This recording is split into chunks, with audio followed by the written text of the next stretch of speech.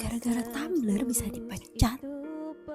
Jadi lagi rame banget di media sosial. Seorang pekerja KRL diberhentikan hanya karena ada pelanggan yang Tumblr-nya ketinggalan lalu hilang.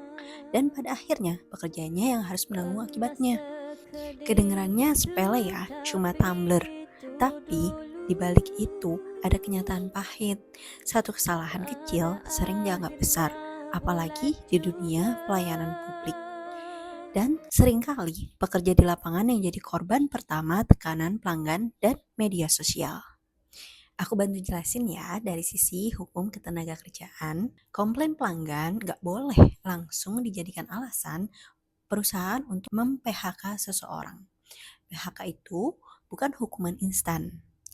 PHK itu ngambil masa depan orang. Dan secara aturan, keputusan seperti itu harus adil, objektif, dan proporsional. Terus gimana sih seharusnya prosedur pelanggaran disiplin yang benar? Pertama, perusahaan wajib melakukan investigasi internal dan mengumpulkan fakta-fakta dari kejadian dan juga bukti. Yang kedua, pekerja harus dipanggil untuk memberikan klarifikasi. Yang ketiga, pekerja juga wajib untuk diberi kesempatan untuk membela diri, baik secara lisan maupun tertulis. Dan kalau memang terbukti lalai, sanksinya harus bertahap. Nggak bisa langsung PHK, yaitu harus SP1, SP2, dan SP3 dulu. Bukan langsung dikeluarkan tanpa proses. Dan kalau misalnya teman-teman mengalami hal seperti ini, harus diingat ya hak-hak teman-teman. Yang pertama, teman-teman berhak tahu apa tuduhan yang dituduhkan kepada teman-teman. Terus juga teman-teman harus tahu, harus berhak menjelaskan versi dari sisi kalian.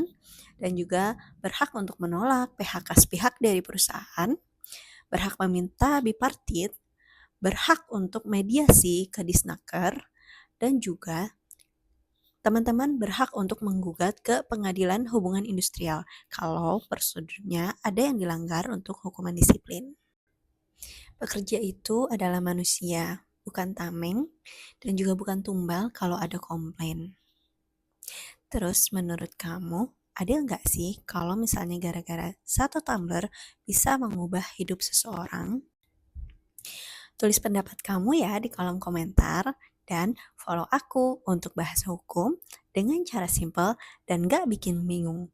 Semoga bermanfaat.